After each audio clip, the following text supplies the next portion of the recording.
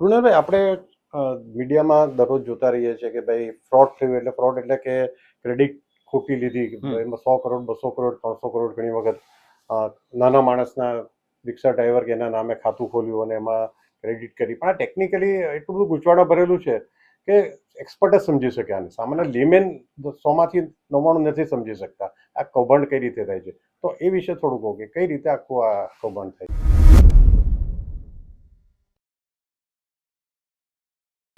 Generally આમાં દેશના generally 140 કરોડની અંદર છે ને હાર્ડલી રજિસ્ટ્રેશન છે તમારા 2 કરોડ જેટલા એસએસસી હશે. એટલે 2 થી 2.5 કરોડ એસ્ટિમેટ ફિગર તમને કહું, એ 2.5-3 કરોડના ઉપર એસએસસી પર આખો દેશ ચાલે છે. હવે આ કૌભાંડનું મેઇન છે, સાદી ભાષામાં આપણે પહેલા કરતા બ્લેકના વ્હાઇટ કરવા પૈસા. હવે બ્લેકના વ્હાઇટ કરવા હોય, હવે નિયમ જીએસટીમાં આના કડક છે. તમે 5 કરોડથી ઉપરનું કૌભાંડ કરો તો તમને એમાં civil procedure, criminal procedure applicable થાય અને તમારે જેલમાં જવું પડે. આ એનો બેઝિક રૂલ છે કે 5 કરોડની ઉપર તમે આની અંદર બોગસ બિલિંગમાં ઇન્વોલ્વમેન્ટ થાવ તો તમારે એમાં જેલ જવું પડે અને એના ઉપર જ્યુડિશનલ મેટર સ્ટાર્ટ થઈ જાય અને નોન બિલેબલ ઓફેન્સ તરીકે આને કાઉન્ટિંગ કરી શકે.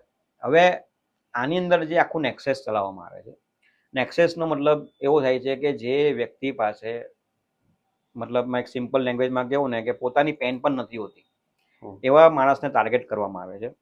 એના ઉપર પાછળ અલગ વ્યક્તિ હોય છે. એ વ્યક્તિ એને પર મંથ 20,000, 25,000 રૂપિયા વોટ એવર એના પેન કાર્ડ, આધાર કાર્ડ ખરીદી લે છે અને એના નામ પર જીએસટી નંબર એલોટ કરાવડાવી દે છે. એ એઝ અ ફેસ વેલ્યુ હોય છે કે ભાઈ ફેસ પ્રમાણે આને જ પાન નંબર પ્રમાણે આ નંબર આને મળી ગયો. અને પેલા ભાઈ જે હોય છે આખું એક્સેસ ઓપરેટ કરતા હોય છે, મલ્ટિપલ કંપની ઓપન કરતા હોય છે, જેને સેલ કંપની તરીકે કહેવાય. હવે સેલ કંપનીઓનું કામ હોય છે બજારમાં ફ્લોટ કરવાનું બિલિંગ, જેમાં બિલિંગનો મતલબ એવું થાય છે કે એમાં ગુડ્સની મુવમેન્ટ નથી થઈ, માલની કોઈ મુવમેન્ટ થઈ નથી, જેન્યુઅન ટ્રાન્ઝેક્શન કોઈ નહીં. જસ્ટ એક બિલ એ ભાઈ બી બિલને બી કંપનીને આપી દીધું છે, બીજી કોઈ વ્યક્તિને જે રિયલમાં ધંધો કરતો બી હશે, નથી બી કરતો હશે, કે એ પણ આ એક્સેસમાં ઇન્વોલ્વમેન્ટ હશે. હવે એ બિલ બનાવીને આપે છે, એ બિલ બનાવીને આપે છે. સમજી લો કે 1 લાખ રૂપિયા પ્લસ 18% જીએસટી 1,18,000નું બિલ આપે છે. હવે જનરલી નોર્મલ કેસમાં 1,18,000 નો બિલની સાથે માલ પણ જવો જોઈએ, ટ્રાન્સપોર્ટ રસીદ જવી જોઈએ, એના વજન ચીઠ્ઠી કે એના જે કંઈ બી પેરામીટર ડે ટુ ડેના કંઈ બિઝનેસ લગતા હોય તે એની સાથે કોરસ્પોન્ડન્સમાં હોવું જોઈએ, ડિલિવરી ચલણની, વે બિલને, વોટ એવર. પણ આ બધું કંઈ થતું નથી. વિધાઉટ સપ્લાય ઓફ ગુડ્સ કે વિધાઉટ સપ્લાય ઓફ સર્વિસ સીધું બિલ એની પાસે જાય છે. એ સામે ઓર્ડરની ક્રેડિટ લઈ લે છે. હવે ક્રેડિટ લીધા પછી ક્રેડિટ લેવી એટલે શું? ક્રેડિટ લેવાનો મતલબ એવું થાય છે કે મારે GST-1 માં ડિક્લેર કરવું પડે કે ભાઈ 1 લાખનો માલ અને 18,000 મારી ક્રેડિટ મારે સરકારમાં ભરવો પડે. એ સીધું એમના 2A 2B માં સામેવાળા વેપારીને જે બિલ લીધું છે એમના પોર્ટલ પર દેખાય આવે. હવે જેવું બિલ દેખાય એટલે એમના 3B ની સામે જે ભરવાનો ટેક્સ હોય પેડ એ બોલાવે એની સામે મજરે લઈ લે. એને કહેવાય ક્રેડિટ, ઇનપુટ ટેક્સ ક્રેડિટ. હવે મારે ટેક્સ ભરવાનો આવે, મારે ટેક્સ ભરવો નથી, હું એક જગ્યાએ એક વ્યક્તિએ પહેલી વાર ટેક્સ તો ભરવો જ પડે ગમે તે રીતે. હવે હું ટેક્સ ભરતો નથી, હું આગળથી એક્સ પાસેથી પાછા બિલ લેવું છું, તેનું કામ બી ફ્રોડુલન્ટનું જ છે. જસ્ટ બિલ આવ્યા મારી પાસે, મારે 18,000 રૂપિયા હતા, ત્યાંથી મેં 20,000નું બિલ લઈ લીધું ક્રેડિટનું, એટલે મારી પાસે માઇનસમાં, એટલે ઇનપુટ ક્રેડિટ 2,000 રૂપિયા મારી પાસે રહી ગઈ. સામેવાળાએ ક્રેડિટ લઈ લીધી, સામેવાળાએ મને પેમેન્ટ આપ્યું બેંકનું, અને ત્યાર પછી આખું નેક્સેસ ચાલે છે. પૈસા કાપીને એમને કેશથી પૈસા આપી દેવામાં આવે છે. આ એક નેક્સેસ છે, જેને સાદી ભાષામાં મની લોન્ડરિંગ પણ તમે કહી શકો. અલગ અલગ નામ તમે દેશના કાયદાની અંદર સામેલ છે. હવે આમાં સરકારને શું થાય છે કે એક સાઈડ પણ ટેક્સ આવવો જોઈએ. સરકારને એમાં ડબલ ટેક્સનું નુકસાન થાય છે. માન લો કે 18,000 તો મેં તો ચોરી કરી છે અને પેલા ભાઈએ બી 18,000ની ક્રેડિટ લઈ લીધી, એના આઉટપુટની સામે મજર લેવાનું, એટલે સરકારને ડબલ નુકસાન થઈ ગયું 36,000 રૂપિયા. તો તમે જે ન્યૂઝમાં સાંભળો છો કે 200 કરોડ 500 કરોડ તે આ રીતે નેક્સેસ ચાલે છે.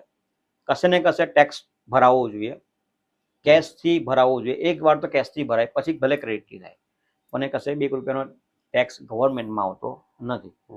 એને કહેવાય બિલિંગ એક્ટિવિટી. આની અંદર નાના માણસો જે હોય છે, જે બેરોજગાર હોય છે, જે હેન્ડીકેપ હોય છે, જે સમજી નથી શકતા કે આના કોન્સિક્વન્સીસ ઇન ફ્યુચર શું હોઈ શકે છે, એ લોકોને ટાર્ગેટ કરવામાં આવે છે. અને એ લોકોને મંથલી 10,000 20,000 વોટ એવર જેવી કેપેસિટી એમને દર મંથલી એમને પાસ ઓન કરવામાં આવે છે. સામાન્ય માણસ જો બેરોજગાર હોય અને એને એવું થાય કે મને ઘર બેઠા 20,000 15,000 રૂપિયા મળે છે તો આ મારા માટે બહુ સારું કામ છે, એને ફર્સ્ટ પ્રાઇમા ફેઝ એવું ફીલ આવે કે આ ભલો માણસ છે. પરંતુ ઇવેન્ચ્યુઅલી જેમ જેમ દિવસ પસાર થાય, વરસ આવે, 1.5 વર્ષ આવે, તરત એ ટ્રેપિંગમાં આવે છે. જીએસટીના પોર્ટલના ઉપર એ રેડ ફ્લેગમાં આવી જાય છે અને ત્યાં એ લોકો સર્ચ ઓપરેટ કરે છે. સર્ચ ઓપરેટ પછી માલમ પડે છે કે ભાઈ આ તો જસ્ટ એઝ અ પપેટ છે, એની પાછળ તો બીજો કોઈ માણસ છે, એ એનું કામ કરીને જતો રહી છે અને સમહાવ કોઈ પકડાઈ જાય છે તેને એનું ઇવેલ્યુએશન કરીને જેલમાં પૂરવામાં આવે છે. હવે થાય શું છે કે એ ક્રેડિટ આખા ઇન્ડિયામાં XYZ પાસે ગઈ હોય, સરકારે ટેક્સ તો વસૂલ કરવાનો જ છે. આઈધર પેલા ભાઈ ભરે જે એને એક્સેસ કર્યું છે, આઈધર જે એની ક્રેડિટ લીધી છે તે ભરે. એટલે હવે એ પાસે તો નથી ખાવાના પૈસા, નથી બોલપેન ખરીદવાના પૈસા, એની પાસે તો કંઈ હવે નીકળશે નહીં. એટલે એ લોકો જશે, ડિપાર્ટમેન્ટ જશે, જે ક્રેડિટ લીધે તેની પાસે, ત્યાં સર્ચ કન્ડક્ટ કરશે, લિટિગેશન થશે, જીએસટી ભરાવશે, અપીલ થશે, ત્યાં આખો પાર્ટ લિટિગેશનનો આવી જાય છે. એ હજુ બી સેટલ નથી થયો. 9 વર્ષ થઈ ગયા. આ એક કહેવાય ને એક બહુ મોટું દૂષણ છે જીએસટી ની અંદર.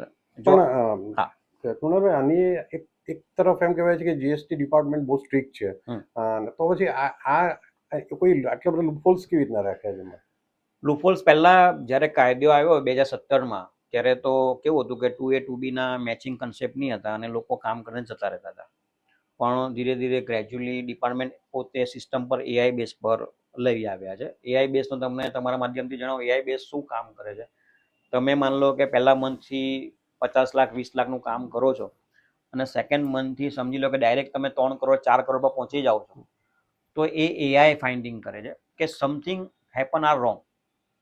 બરાબર છે. એટલે એમના ઓફિસર્સ વિઝિટ કરવા તમારી ઓફિસમાં પ્રિમાઇસીસ પર તરત આવી જાય છે કે ભાઈ તમે 50 લાખ 20 લાખ પર તો ડાયરેક્ટ 3 કરોડ 4 કરોડ પર કેવી રીતે આવી ગયા વિધિન અ મંથમાં. ત્યારથી એમનું એસેસમેન્ટ ચાલુ થઈ જાય છે અને એમને થોડું બી શંકા થાય એટલે તમારો નંબર ટોટલી બ્લોક કરી દે છે કે બંધ કરી દે કે સસ્પેન્ડ કરી દે છે કે તમે તમારા હિસાબ લઈને આવો, પહેલા ચેક કરાવો, પછી નંબર સ્ટાર્ટ કરીશું. તો એ લોકો તરત કેચિંગ તો થઈ જાય છે. એ અત્યારે કેચિંગ થવા માંડ્યું. હવે લૂપ હોલ્સમાં તમને કહેવા માંગુ છું કે ઘણી બધી જગ્યા પર એવું થાય છે કે પેન કાર્ડ આધાર કાર્ડ બેઝ પર ગવર્મેન્ટ, અત્યારની તમને છેલ્લા વર્ષ 1.5 વર્ષની વાત કરું કે પેન કાર્ડ આધાર કાર્ડ બેઝ પર ગવર્મેન્ટ નંબર એલોટ કરીને આપી દે છે. હવે એમાં એટલા મોટા સ્કેમ થાય છે જે હવે આવનાર સમયમાં બી બહાર આવશે. ગવર્મેન્ટ એવી અમુક પોલિસી એવી છે, પોલિસી તરત બંધ કરી દેવી જોઈએ. પહેલા સિસ્ટમ ઇઝી હતું, પછી પાછું વચમાં એ લોકો થોડુંક રિસ્ટ્રિક્શન લાવ્યા અને પ્રોપર એસેસમેન્ટ કરીને નંબર આપતા હતા. હવે એમાં બી રિલેક્સેશન લઈને આવ્યા કે ભાઈ તમારે આટલા કરોડ ટર્ન ઓવર હોય, 2.5 લાખ રૂપિયાનો તમે જીએસટી ભરતા હોય પર મંથ, તો તમને વિધિન 2 મિનિટ્સમાં નંબર મળી જાય, 24 અવર્સ મેક્સ ટુ મેક્સ. અને જ્યારે બીજું જે મોટું ટર્ન ઓવર કરતા હોય એ લોકો માટે 7 દિવસની લિમિટ છે. તો આધાર કાર્ડ પાન કાર્ડ જે નેક્સેસ ચલાવવાવાળા વ્યક્તિ માન લો કે 30-32 રાજ્યમાં બી એક નંબર લેતો હોય તો એ કેટલું મોટું સ્કેમ કરી શકે, જે કોઈના હાથમાં કંટ્રોલમાં જ નથી. તો સરકારે ઇમિડિયેટલી પગલાં લઈને જે અત્યારે ઇઝી ગોઈંગ નંબર આપવાની પ્રથા છે તે બંધ કરી દેવી છે. નંબર 1. નંબર 2, ઘણી બધી કોમોડિટી તમે કહો ને જે આ ફ્રોડિયન્ટ એક્ટિવિટી મેજોરિટી સ્ક્રેપમાં વધારે થતી હોય છે.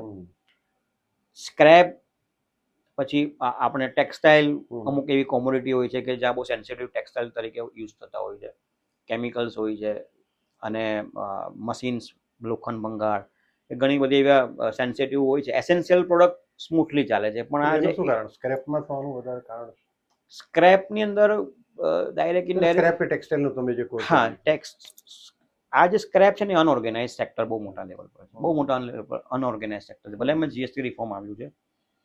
હવે સ્ક્રેપ કેટલા ટન અલંગમાંથી નીકળે છે, અલંગમાંથી સ્ક્રેપ જેટલું નીકળે છે એનાથી તો વધારે બિલ પડે છે માર્કેટમાં. સમજો આખી કેલ્ક્યુલેશન. માન લો કે પર મંથ 30,000 ટન નીકળતું હોય તો 60,000 ટનના તો બિલ પડે, એટલું મોટું નેક્સેસ છે. તો એવા કેસીસની અંદર ગવર્મેન્ટે રિવર્સ ચાર્જ મિકેનિઝમ પર જીએસટી લાવી દેવો જોઈએ.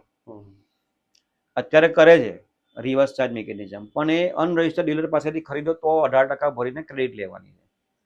મારું એવું ઇન્ટરપ્રિટેશન છે કે જેટલા બી B2B સેગમેન્ટ છે, એક સ્ક્રેપનો વેપારી બીજા સ્ક્રેપમાં જાય, સ્ક્રેપ અલ્ટિમેટ જાય છે રોલિંગ મિલમાં.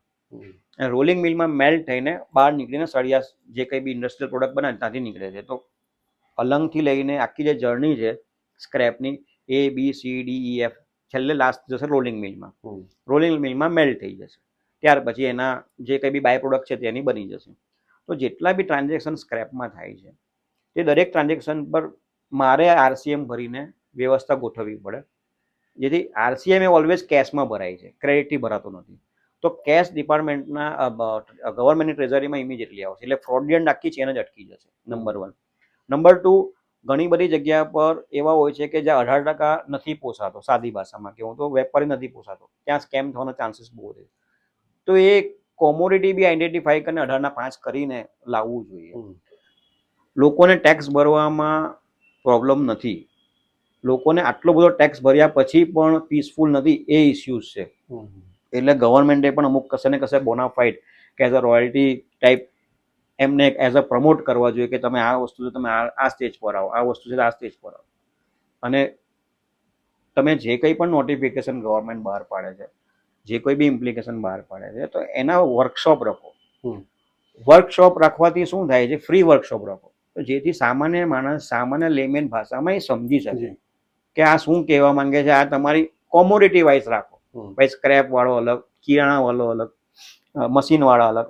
એસેન્શિયલ જેટલા જે સ્ટેટના જે પોર્ટફોલિયો છે એ સ્ટેટના પોર્ટફોલિયો પ્રમાણે તમે એસેન્શિયલ કહેવાય ને કે ફ્રી વર્કશોપ રાખો, તો રિયાલિટી તમને ખ્યાલ આવે. એટલે ગ્રાઉન્ડ લેવલ પર અમે અમારી રીતે બહુ મહેનત કરીએ છીએ, દરેક પ્રોફેશનલ બહુ મહેનત કરે છે કે સિંક્રોનાઇઝ કરીને વેપારીને પણ રાહત થાય અને ગવર્મેન્ટને પણ ઇઝી એમના ગવર્મેન્ટના પૈસા મળી જાય. પણ દરેક વસ્તુ કેવું છે કે બે હાથથી તાળી પડે, એકલા પ્રોફેશનલ નથી આમાં ઇમ્પ્લિમેન્ટ કરે, ગવર્મેન્ટને પણ ઇમ્પ્લિમેન્ટ કરવી જોઈએ, એઝ વેલ એઝ વેપારીએ બી સમજવું પડે. કાયદો પહેલાં જે હતો એ કાયદો પહેલાં કન્સલ્ટન્ટની રિક્વાયરમેન્ટ નજીવી હતી અને વર્ષમાં એકવાર કન્સલ્ટન્ટની ઓફિસે વેપારી જતા હતા કે મારું રિટર્ન્સ ફાઇલ કરવાનું છે, કે મારો હિસાબ છે મને સમજાય એટલે વાત પૂરી થઈ જાય. આજની પરિસ્થિતિમાં કન્સલ્ટન્ટની ઓફિસમાં મહિને 4 થી 5 વાર એને જવું પડે છે. એટલા ગ્લિચીસ તો છે સમજવા માટે. તો એ બધા ટાઈમ કન્ઝ્યુમિંગ તો થાય જ છે ને. કશે ને કશે મારો બી ટાઈમ બગડે છે, વેપારનો બી ટાઈમ બગડે છે, દરેકના ટાઈમ ઉપર આ થાય છે. એટલે ઇઝી ગોઈંગ માટે થોડું ઘણું બી એઝ અ ફ્રન્ટલાઈન પર આવીને અમુક વર્કશોપ ગવર્મેન્ટે કરવા જરૂરી છે, તો આ બીજી સ્મૂથલી બિઝનેસ થાય. અલ્ટિમેટ રેવન્યુ અહીંયાથી જ આવે છે.